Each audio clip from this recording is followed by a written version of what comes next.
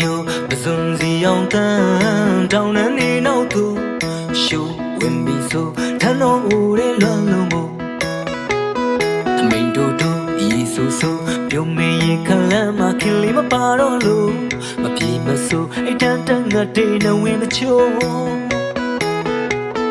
လွမ်းစရာတွေတနေ့တစ်မျိုးမျိုးတနေ့တစ်မျိုးမျိုး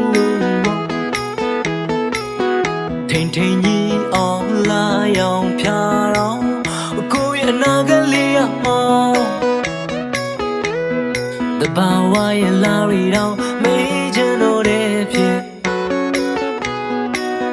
လေးပြင်းရဲ့လွမ်းရောင်ဖန်ဆောင်အတေးရဲ့ပကြီးကလေးမြင်ရော